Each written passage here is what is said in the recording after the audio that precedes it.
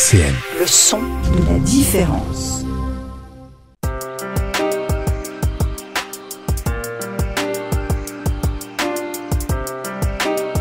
Raison gardée sur RCN avec la libre pensée de Meurthe-et-Moselle. Bonjour à toutes, bonjour à tous, bienvenue dans notre nouvelle émission Raison gardée avec moi au micro Charles. Bonjour Charles. Bonjour Sylvie. Et à la technique Joris, qu'on salue. Alors pour commencer cette émission de la fin du mois de mai, comme chaque année à la même époque, on a une pensée pour cet événement historique essentiel dans l'histoire de France et aussi un moment important dans l'histoire de la laïcité, c'est la Commune de Paris. Et la Commune de Paris, on a déjà beaucoup parlé dans notre émission, ce moment à Paris, mais pas seulement, dans d'autres communes aussi, où des personnes ont essayé de construire un nouveau système politique pour plus de justice sociale, plus d'égalité, plus de liberté, et pour la laïcité aussi, déjà avec l'idée de la séparation des églises et de l'État. Vous savez que la laïcité, c'est vraiment le cœur du travail de la Fédération de la libre pensée. Eh bien, ces communardes, ces communards ont vu toute leur action dangereuse pour la bourgeoisie, les notables de l'époque, réprimés dans le sang lors de ce qu'on a appelé donc la semaine sanglante, l'armée régulière, comme on dit, c'est-à-dire l'armée de ce qu'était le gouvernement français de l'époque, entre dans Paris et veille à, rue par rue, mettre un terme à cette sorte de révolution qui avait cours. Les communards et puis tous ceux qui passaient par là sont arrêtés ou exécutés, fusillés, et puis ils seront aussi déportés. C'est un événement tragique dans notre histoire qui est l'objet d'une chanson célèbre qui s'appelle La Semaine sanglante, reprise par quelqu'un qu'on aime beaucoup ici, qui est David Vincent. On écoute sa version de La Semaine sanglante. La Semaine sanglante, c'était, pour commencer cette émission, un petit retour dans l'histoire qui nous paraissait important. Toujours commémorer le souvenir de ces personnes courageuses qui ont essayé de porter un idéal et qui ont donné leur vie au nom de cet idéal.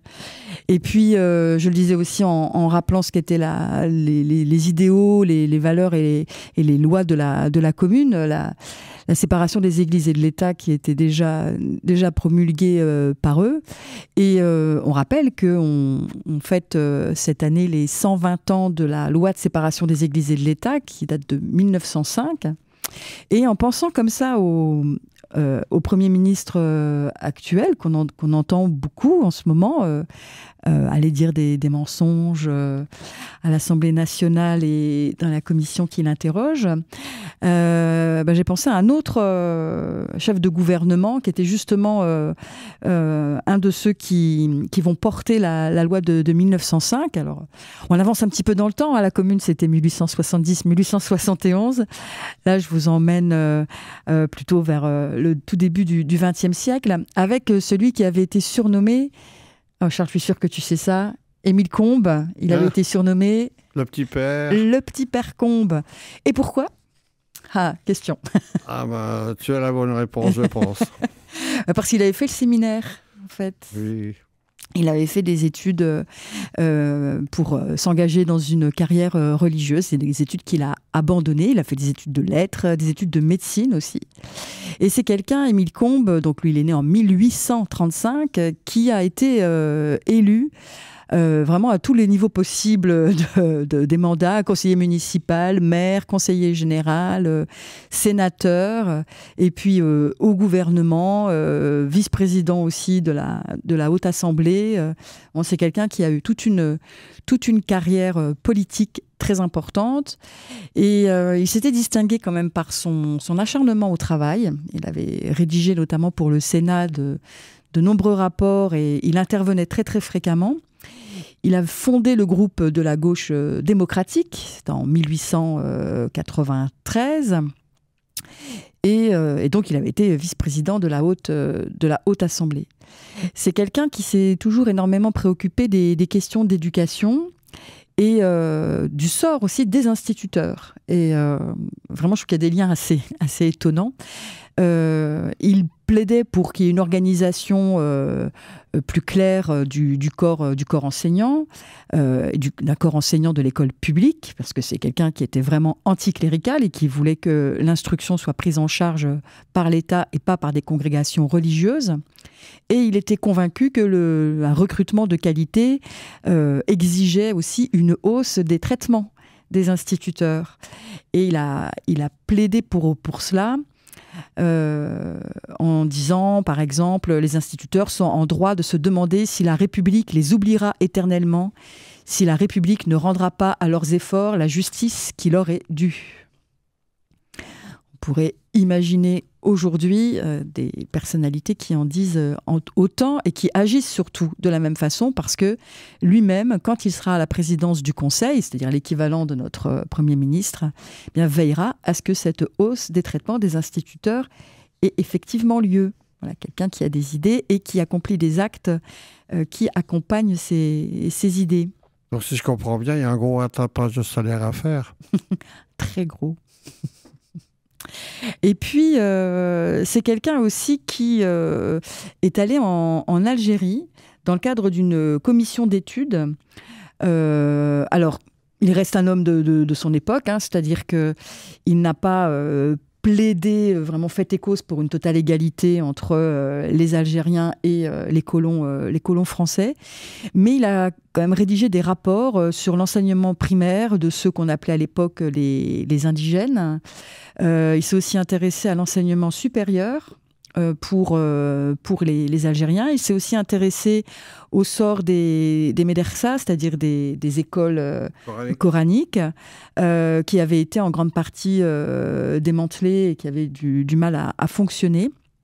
Et dans ses rapports et dans ses prises de parole, Combes avait quand même dénoncé les préjugés à l'égard de la population algérienne. Il avait dénoncé aussi l'attitude des autorités locales et des colons vis-à-vis des Algériens. Et il avait plaidé pour la mise en place systématique d'une instruction primaire. Alors, pour les Algériens, c'est-à-dire qu'il n'était peut-être pas allé jusqu'à concevoir une école vraiment pour tous de façon égale, mais en tout cas une instruction systématique et non pas la sélection de quelques enfants à qui on aurait donné un peu d'instruction. Il avait plaidé pour le respect des croyances, le respect de la langue aussi, et il avait dénoncé la volonté d'exporter de façon brutale, entre guillemets, la culture française aux Algériens. Il avait préconisé la réhabilitation des médersas, donc qui étaient vraiment en déshérence depuis le début de la colonisation. Et une partie de la presse avait quand même loué ce travail de la part de Combes, même s'il a eu du mal ensuite à faire passer ses idées, et notamment à obtenir les budgets nécessaires pour réaliser ses idées et rendre concrètes les valeurs qu'il défendait. Et puis, bien sûr, il reste dans l'histoire plus connu pour son travail en faveur de la laïcité, déjà quand il était sénateur, puis quand il est ministre. Il avait présidé la commission chargée d'étudier le projet de loi sur la liberté d'association, un projet qui était présenté par Waldeck-Rousseau, avec qui d'ailleurs il sera en désaccord à un moment donné. Notamment parce que Waldeck-Rousseau le trouve agressif et brutal. C'est un reproche qui était fait régulièrement à Combes, qui pouvait avoir peut-être la véhémence d'un homme politique convaincu d'avoir des idées qui étaient respectueuses des valeurs de liberté, d'égalité et de fraternité. Ça aussi, c'est un reproche qu'on entend parfois contre certains élus de gauche qui défendent leurs convictions avec force. On lui impute notamment, alors, dans certains textes, bien sûr, sur le ton du reproche, d'avoir refusé d'accorder une reconnaissance à certaines congrégations religieuses pour qu'elles aient le droit de continuer à enseigner, mais c'est parce que lui était vraiment pour interdire l'enseignement à toute congrégation. Donc il avait travaillé sur des textes en ce sens. Lors d'un échange, par exemple, concernant ce refus d'autoriser une congrégation une congrégation religieuse catholique à enseigner, Combes avait répondu, c'était une congrégation qui s'occupait notamment d'orphelins. Ce n'est pas pour ces orphelins que la congrégation travaille, c'est pour elle, uniquement pour elle, que travaillent ces orphelins. Donc, en inversant la formule.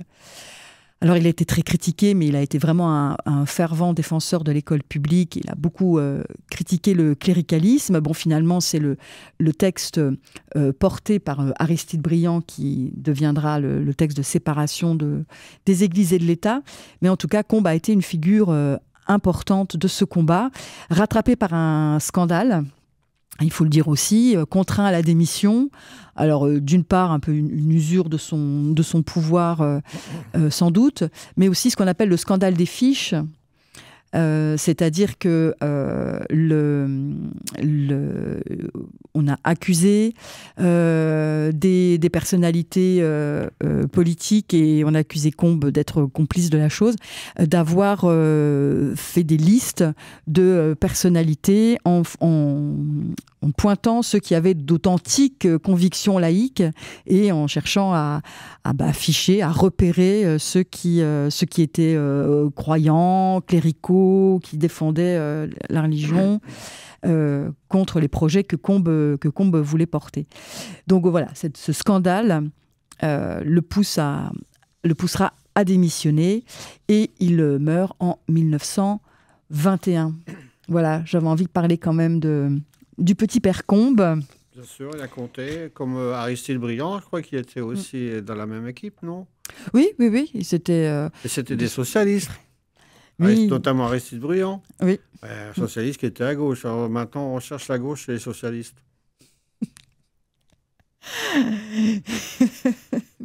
Charles, tu as des choses à nous dire sur ce sujet. C'est sûr qu'il est toujours difficile de faire de calquer exactement la situation d'autrefois à l'époque contemporaine. Mais c'est vrai que c'était un moment donné où il y avait une gauche très radicale qui était au pouvoir et qui a agi pour faire avancer les choses. Et on leur doit beaucoup à cette époque-là. Pas assez, sans doute, notamment le discours sur la colonisation, c'est sûr. Il ne s'agit pas d'en faire un éloge sans critique et sans nuance, mais sur certains points, en tout cas, on leur doit beaucoup. Bien sûr, ça a permis d'avancer sous la loi de 1905. C'était un des débuts. Bon, ça avait commencé avec la Commune, mais peut-être aussi au moment de la Révolution française. Il y avait eu déjà des essais...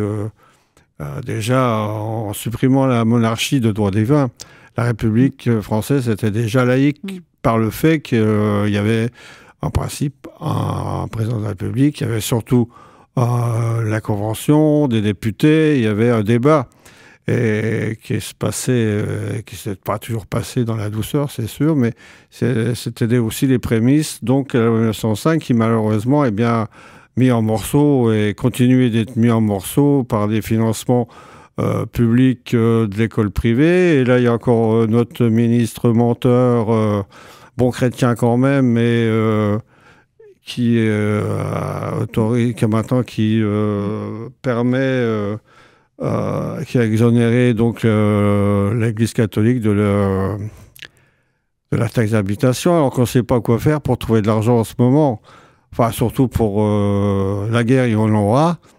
Il y en aura toujours. Même pour accueillir des savants ou des chercheurs américains, alors que nos chercheurs... Ça, c'est encore un autre débat, tu me diras. Oui, c'est encore un autre débat. Non, ça n'a rien à voir avec la laïcité, tu me diras. C'est vrai, mais bon, je m'évade un peu, mais c'est vrai qu'on a un gouvernement qui est vraiment à la dérive sur plein de choses, et notamment sur la laïcité. Il n'y a pas... je veux dire... En dehors de Debré, qui a permis le financement de l'école privée, il y a aussi la loi Langue-Loupé qui a armé une couche en donnant des subventions au lycée privé agricole, par exemple, ou professionnel. C'était une entorse aussi au financement de l'école privée. Ce que tu dis là sur la taxe d'habitation, c'est quelque chose... parce que moi, j'avoue que je l'ignorais. Il y a eu une loi qui était passée pour qu'on soit exonéré de la taxe d'habitation. Oui. Et Les particuliers, tu veux dire? Ça, c'est pour les particuliers, mais pas pour les églises. Normalement, l'Église n'aurait pas dû en profiter de ça. Et donc, il profite d'être là, que Beyrouth profite d'être là pour en mettre une couche à l'Église catholique, quoi, subventionner d'une façon un peu, je veux dire, détournée, mais c'est toujours un cadeau financier quand même qui est fait à l'Église catholique. D'accord, tu veux dire que ces écoles sous contrat sont... c'est les propriétaires de leurs bâtiments, par exemple, qui logent la partie habitation qui ne sert pas normalement à l'école.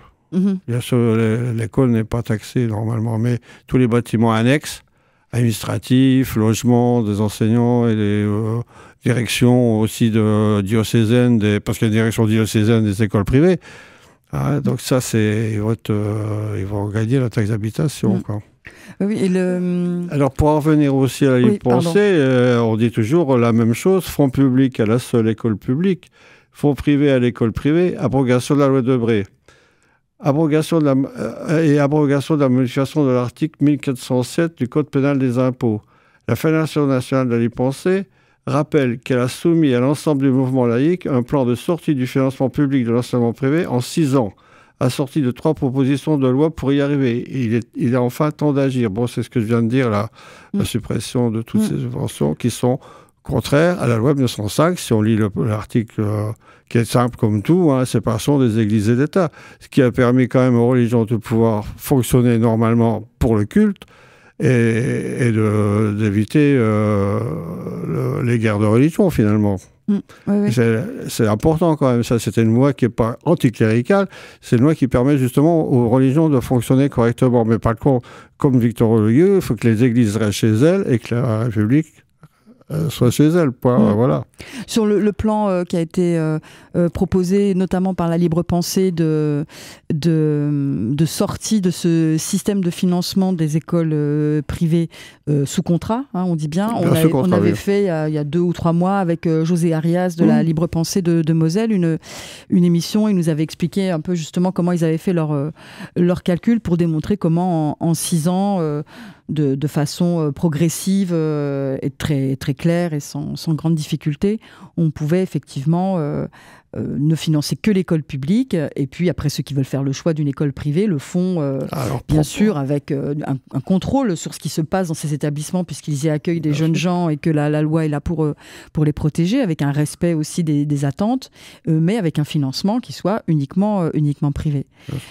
Et ce qu'on voit aussi apparaître avec ce qui se passe actuellement et cette commission d'enquête liée à l'affaire Betaram, mais qui ne doit pas faire oublier aussi ce qui s'est passé avant et ce que traite aussi la commission, c'est-à-dire le lycée Stanislas, enfin l'ensemble scolaire Stanislas, et le traitement auquel ont droit ces établissements, de ne pas être inspectés, en fait, de passer sous les radars, est proprement scandaleux, pendant que d'autres établissements, qui a eu l'affaire du lycée Averroès, eux sont sous contrôle, ont pu être inspectés à plusieurs reprises de fond en comble sur un temps extrêmement court. Il y a toute une émission d'arrêt sur image là-dessus, avec le directeur du lycée Averroès qui explique concrètement comment les choses se sont déroulées.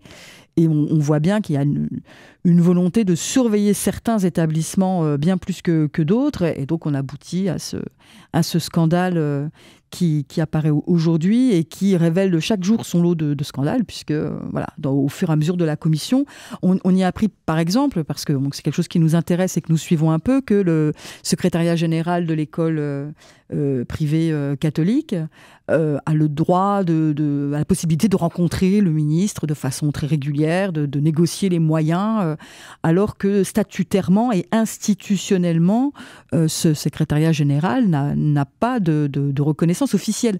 Donc il y a quand même là quelque chose sur le fonctionnement qui est assez étonnant.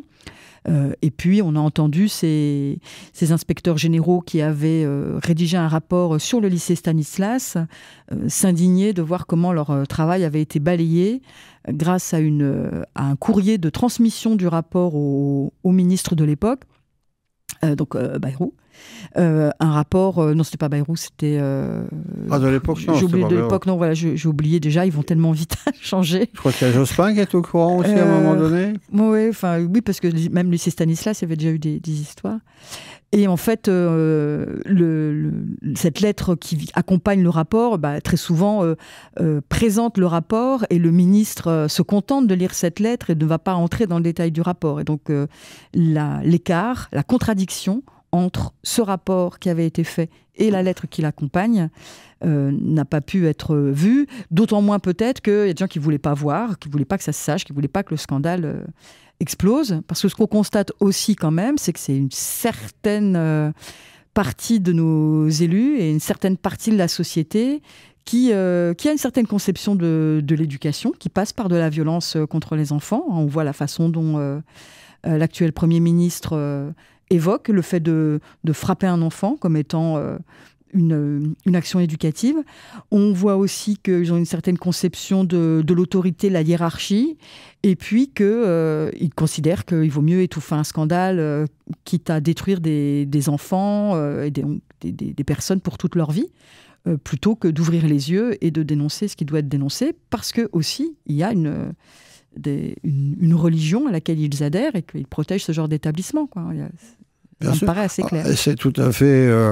le Bayrou, il a été élu pendant combien d'années dans la région, et apparemment il n'était pas au courant de ce qui se passait à Bétharram, alors que sa femme enseignait le catéchisme.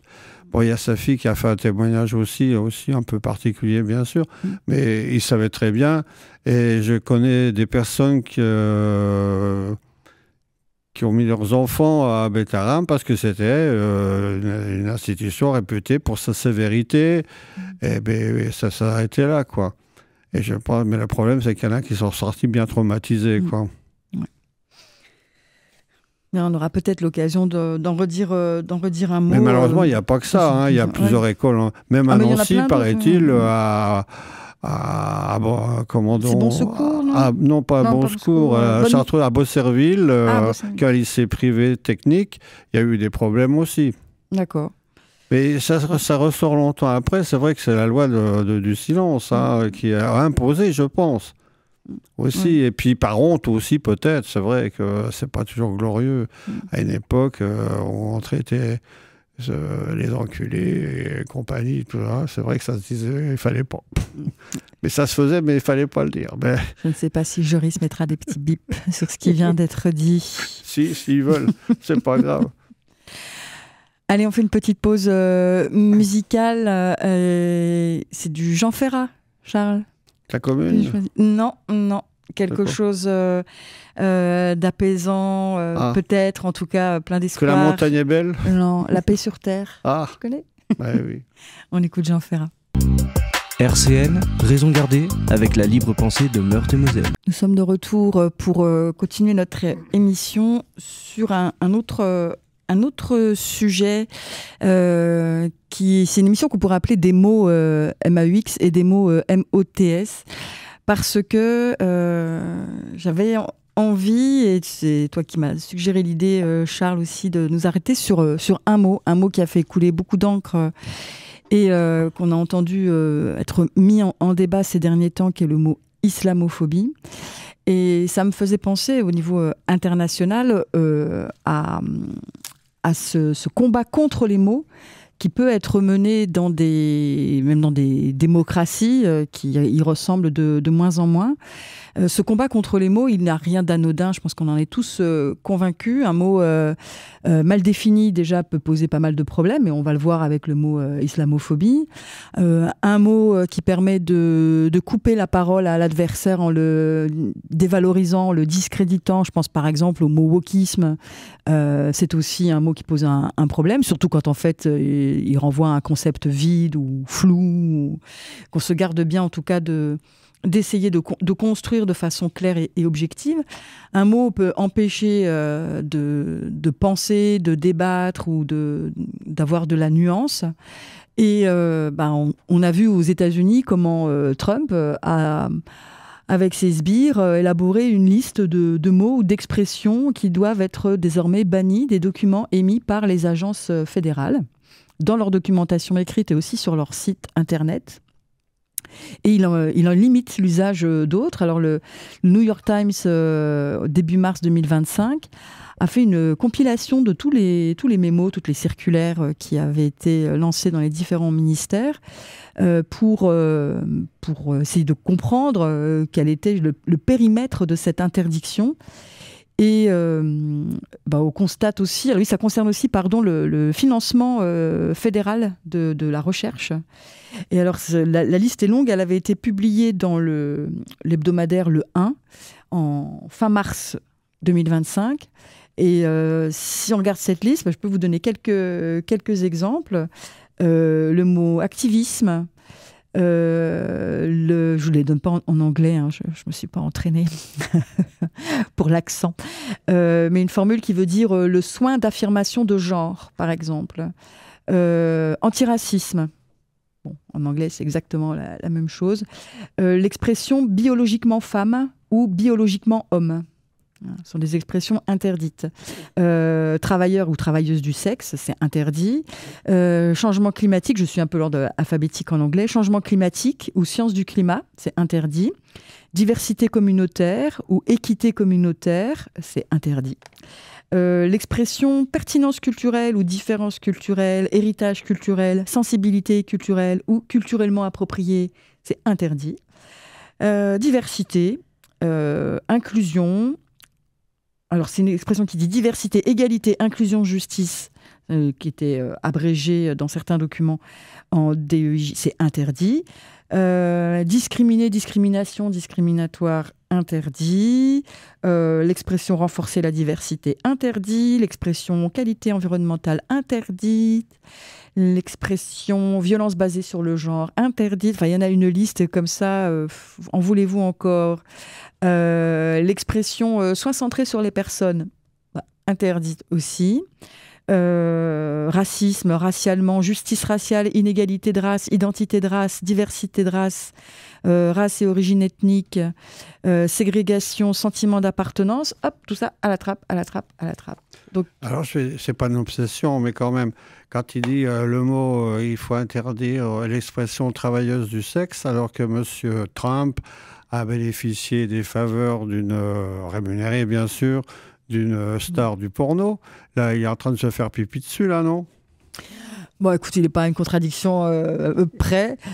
Alors, j'avoue que je n'avais pas fait le rapprochement, mais je ne suis pas tellement surprise que tu y penses.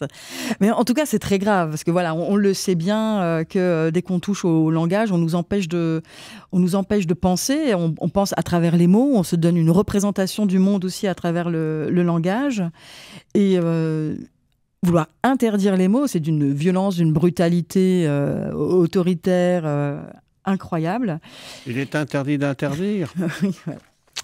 Et c'est assez terrifiant. Alors, nous, en France, on n'en est pas encore là. Mais en tout cas, ce travail sur les mots, de la part de personnes qui veulent nuire au débat ou l'entraver, l'empêcher ou discréditer les personnes, eh bien, on le connaît. On le connaît. On avait fait, je crois que c'était l'an dernier, une émission sur la question du wokisme. Qu'est-ce que c'est que le wokisme ?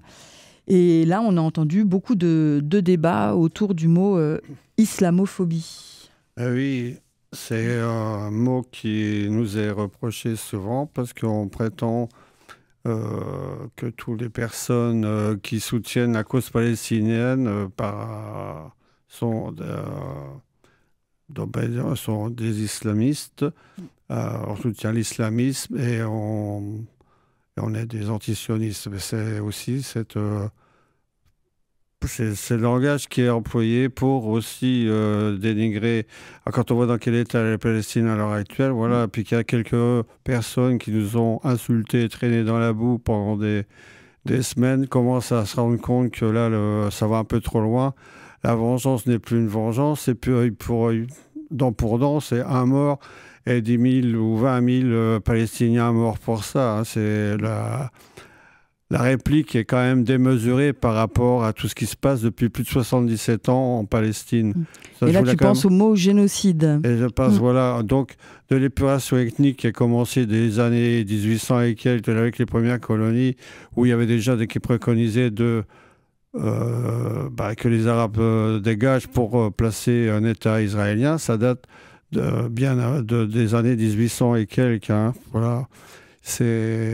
Donc l'objectif de toute façon a toujours été d'épurer depuis le début.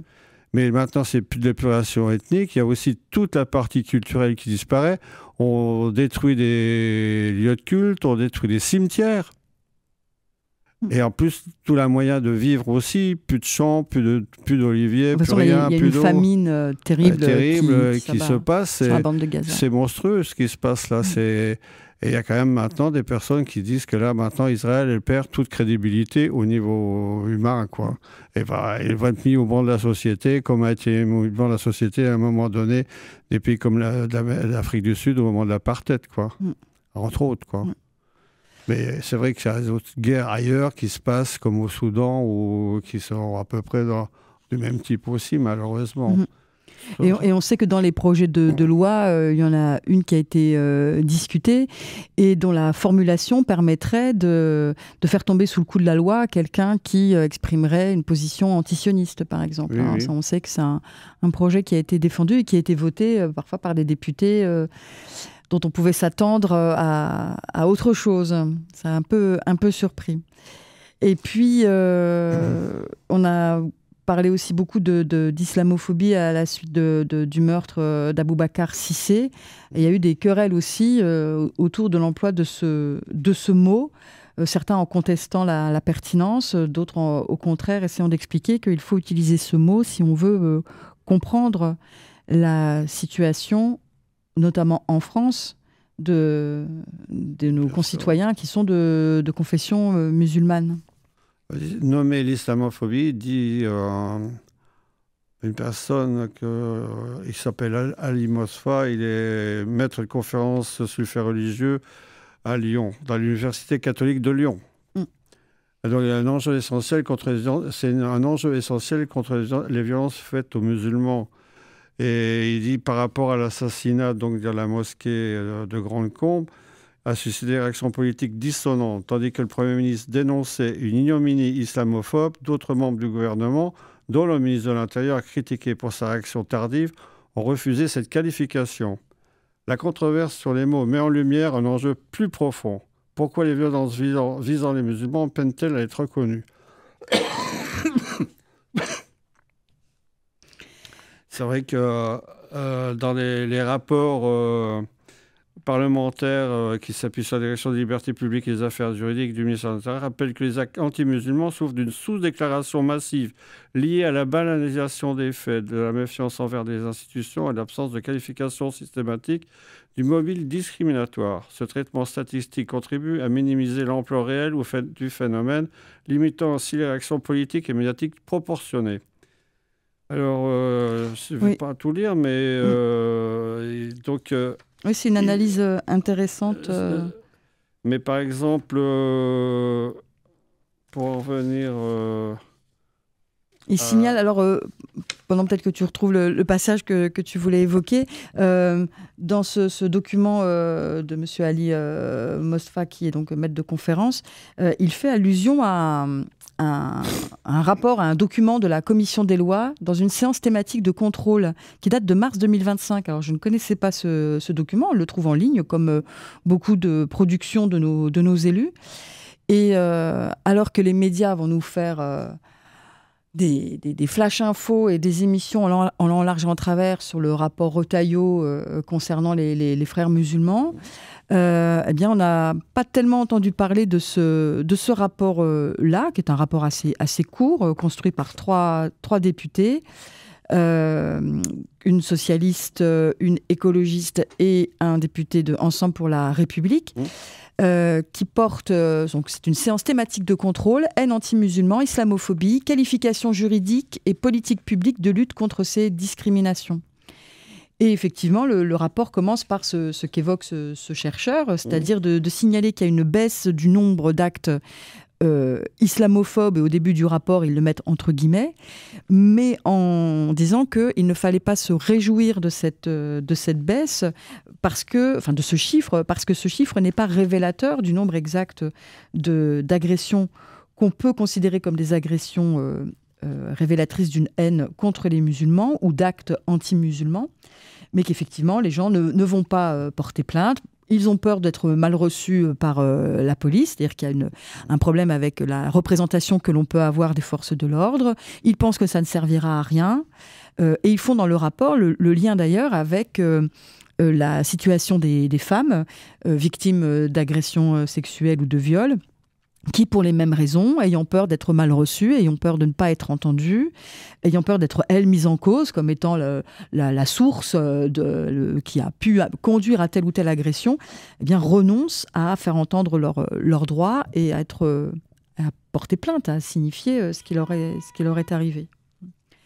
Et ce rapport est vraiment très, très intéressant parce que justement, sur le mot, en fait, il tranche en disant il y a un usage du mot qui fait que finalement, aujourd'hui, bien sûr, on peut discuter islamophobie si on prend l'étymologie, c'est la peur de l'islam, c'est-à-dire on peut considérer que, je sais pas, un discours, des valeurs qui sont liées à une religion nous font craindre quelque chose ou nous font peur, et que ça, chacun est en droit de le faire, mais ils le disent aussi que dans notre langue courante, parler d'islamophobie, c'est un mot pour désigner une peur ou une haine des personnes musulmanes ou supposées telles à cause d'un nom, à cause d'une tenue, à cause d'une apparence. Mais aussi des actes des islamistes, il ne faut pas non plus négliger le fait que l'islamiste est aussi, comme toutes les religions, avec les radicalisés qui commettent des actes horribles. Hein. C'est ça. Donc, le problème, c'est l'amalgame qui est fait. La plupart des musulmans français, la plupart des Arabes français qui pratiquent ou non le culte, sont majoritairement contre les actes de violence. Ils sont contre les guerres aussi. Le problème, il est là en France, c'est qu'on appuie toujours sur le côté violent de l'islam radical comme on peut voir aussi malheureusement en Iran, en Afghanistan, et aussi les faits de terrorisme en France, de profs qui ont été aussi assassinés. C'est vrai que ça peut faire peur, il ne faut pas non plus l'oublier, ça on ne peut pas non plus être angélique à ce point-là, hein, et on n'est surtout pas angélique à ce point-là, puisqu'on refuse toute violence.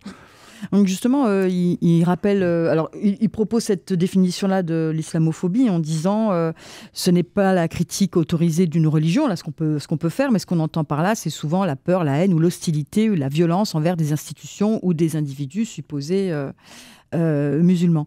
Alors, effectivement, dans l'analyse des chiffres, ils font le lien très net entre la hausse des actes contre les musulmans et les moments où la France ou à l'international ont été commis des attentats islamistes. Là-dessus, ils sont très, très clairs. Ils font aussi le lien quand même avec le passé colonial, c'est-à-dire qu'il y a aussi un racisme qui se manifeste, qui est lié au passé colonial de la France. Eux, ils réussissent à voir quand même aussi notre histoire de façon assez objective.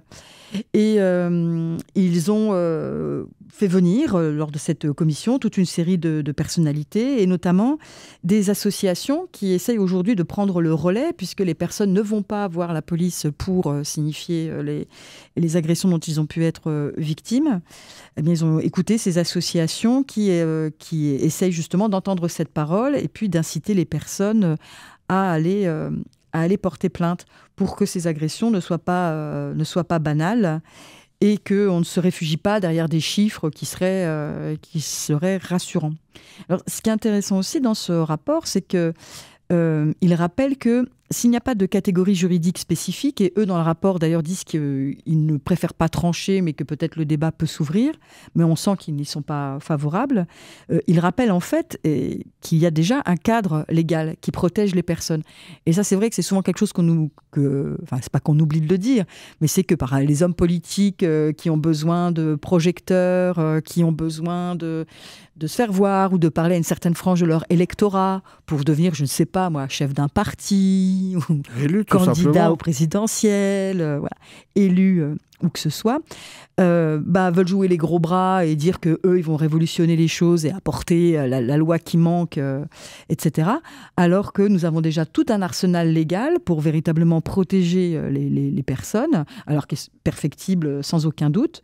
Mais dans le rapport, il le rappelle, que par exemple, l'article 24 de la loi du 29 juillet 1881 condamne la provocation à la discrimination, à la haine, à la violence, à l'égard d'une personne ou d'un groupe de personnes à raison de leur origine, de leur appartenance ou de leur non-appartenance à une ethnie, une nation, une race ou une religion déterminée. Voilà, tout est dans les mots là. Ça existe. Il y a pas besoin. Le problème, c'est qu'on fait la séparation entre antisionisme, anti-musulman, alors que ça fait partie du racisme tout court. Les lois sont déjà bien faites depuis très longtemps, mais qui sont mal appliquées. Et de cette manipulation politique pour justement désigner... parce qu'une population qui gêne, apparemment, alors qu'elle apporte beaucoup de choses à la France, notamment au niveau du travail, de la culture aussi. Bien sûr, il y a des voyous partout. Les voyous, ils montrent l'exemple aussi au niveau du gouvernement. On a déjà vu ça. Il n'y a pas que... Il n'y a pas personne qui a les mains propres là-dessus. Et moi, vraiment, notamment ceux qui avaient les mains propres et la tête haute, par exemple, pour le détournement d'argent public, ils sont forts aussi, ceux-là. Et ce qui est vraiment, je trouve... Et aussi pour détourner la loi, parce que la justice n'est pas bonne pour elle. Ce qui est étonnant aussi, quand on voit le traitement médiatique des différents rapports, ce rapport, il est quand même assez équilibré et il pointe la responsabilité des médias dans la haine contre nos concitoyens musulmans et le rôle des politiques. C'est écrit noir sur blanc et de façon extrêmement claire, peut-être pas virulente ni véhémente, mais en tout cas c'est très très clair. Et notamment quelque chose, nous à la Libre Pensée, qui nous a beaucoup préoccupés, c'est la loi séparatisme, dont on a dit à quel point elle était dangereuse, à quel point elle visait en fait... certaines associations en particulier, et notamment celles qui sont liées au culte musulman. Et dans le rapport, ils disent bien que la loi elle a bien été comprise ainsi par les associations qui devaient s'y plier. Alors, on rappelle que cette loi, dite loi séparatisme, c'est un contrat d'engagement républicain auquel doivent souscrire les associations et fondations qui sollicitent une subvention publique. Alors que le séparatisme, on parlait tout à l'heure de Betaram, etc. Enfin, le séparatisme, où est-il exactement? Et pas là où, en tout cas dans la presse, on tendrait, dans les médias, on voudrait nous le faire voir. Et il y a une sorte d'injonction permanente qui est faite à certains des citoyens français de faire... acte de dire, de s'engager à une loyauté envers la République, ce qu'on ne demande à personne d'autre. Et le rapport là-dessus est vraiment très clair sur ce dévoiement d'un référentiel républicain et la façon dont la laïcité, ce principe-là de laïcité, est toujours utilisé. On en a entendu parler encore dernièrement avec la question du voile. Le président Macron a été interrogé là-dessus. La dernière et l'abaya, etc. Dans le rapport, il y a une formule des rapporteurs. Ils disent « Les principes de la République cèdent parfois la place à un discours privilégiant ces valeurs, entre guillemets, parfois excluantes, tandis que la laïcité prend des allures de paternalisme envers des musulmans qu'il faudrait aider à être plus libéraux. » Et ils disent qu'eux rappellent que la laïcité doit être émancipatrice et non excluante, donc elle doit permettre avant tout la pleine autonomie des personnes par rapport à la communauté, que celle-ci soit familiale, religieuse ou nationale. Parce qu'il faut aussi rappeler que ce principe de laïcité, il permet à quelqu'un de croire, de ne pas croire, de changer de religion, de choisir son mode de vie. Et ce qu'on dit souvent, nous aussi, c'est que ce n'est pas une police du vêtement. On peut traiter certains sujets, mais il faut aussi arrêter de vouloir toujours utiliser et tordre ce qu'était cette loi. Et puis il y a un deuxième grand point sur le rôle des médias dans cette islamophobie, qu'il y a une confusion permanente, disent-ils, entretenue dans les médias, entre expression religieuse, allégeance à l'islamisme et au terrorisme dont tu parlais, et qui est souvent traité comme un continuum. Et concernant, par exemple, la question du voile et des tenues des femmes, les rapporteurs disent que c'est une partie du débat qui est extrêmement violente pour les femmes musulmanes, et que dans dans le traitement médiatique, alors sur certains médias évidemment, il y a une sorte de lien qui est toujours fait de manière immédiate entre une femme qui porte un voile et le soupçon de radicalisation, d'allégeance à des organisations terroristes, etc., de soumission. La religion, soumis à l'homme et à la religion. Donc le rapport propose aussi toute une série de solutions possibles, préconise par exemple de mieux former la police, les fonctionnaires dans la police et les enseignants, mais aussi les magistrats, l'ensemble des agents de l'État qui peut être amené à traiter ce sujet et à recevoir notamment des plaintes et d'autres choses, notamment sur la surveillance des propos en ligne et la surveillance des médias qui fait défaut, disent-ils. Et ils ont pointé quelque chose qu'on a aussi souvent observé, c'est que pour ne pas tomber sous le coup de l'Arcom, dans ces médias d'extrême droite, très, très clairement, qui ont pignon sur rue, ils savent que pour ne pas se faire attraper par l'Arcom, il ne faut pas qu'ils disent les musulmans, mais s'ils disent certains musulmans, eh bien ça suffit pour passer sous les radars. Donc les rapporteurs... Ils n'ont pas toujours cette précaution, je pense. Oui, je crois quand même. Ça m'avait déjà frappé quand même, cette façon de se rattraper dans une phrase pour dire pas tous, je dis certains, comme ils font toujours pour avoir l'air d'être juste, d'être dans la nuance, d'être ouvert au débat, etc. Et voilà, alors on sait comment ils font. L'islamophobie n'a pas suffi. Et M. Rataillot nous a sorti un débat sur un rapport sur l'entrisme des frères musulmans en France, présenté en Conseil de défense, et une œuvre commandée et exploitée par des calculs politiques. Quand l'intégriste religieux et l'intégriste laïque se nourrissent l'un de l'autre. Bon, je vais quand même répéter un peu ce qu'a dit. Là. Donc, c'est un article de Roger Martelly qu'on peut trouver sur Regard, en ligne. Alors, donc, parlant de Rataillot, l'histoire réclame de la République et de la laïcité. Mais de quelle République parle-t-on? Celle qui stigmatise ou celle qui rassemble? Quelle laïcité? Celle qui attise les conflits ou celle qui apaise? Le rapport se veut rassurant pour une nation inquiète. Mais en focalisant les peurs sur une fraction de l'islam, il risque de déboucher sur une seule issue, l'angoisse, le refus de l'autre, le ressentiment. Autant dire au triomphe de l'extrême droite. Que Bruno Retailleau ait envie de chasser sous les terres du RN, on se prépare à la grande union sacrée de toutes les droites, relève de son choix. Mais qu'on ne mêle pas l'idée républicaine et le pari laïque de Briand et de Jaurès à cette infamie. Donc tu dis sur le site de Regard, au pluriel, oui. Un article de Martelly, M-A-R-T-E-2-L-I. De Roger Martelly. Oui. Avant qu'on termine sur une dernière chanson de Kerry James, est-ce que tu peux juste, s'il te plaît Charles, nous donner les références de l'ouvrage, ce que tu parlais de la Palestine tout à l'heure, un ouvrage important sur ce sujet? Alors, le titre de ce livre, c'est Le nettoyage ethnique de la Palestine. Il est écrit par un Israélien, bien sûr, qui s'appelle Ilam Papé, se trouve dans toutes les bonnes librairies. Donc, c'est les éditions La Fabrique Édition. D'ailleurs, la Fabrique a plusieurs documents sur la Palestine. Hein. Et dernièrement, la juriste en droit international, Madame Chemillé-Gendreau, a sorti aussi un petit livre pour expliquer comment la disparition de la Palestine faisait partie du projet initial. On vous remercie pour votre écoute. RCN, www.rcn-radio.org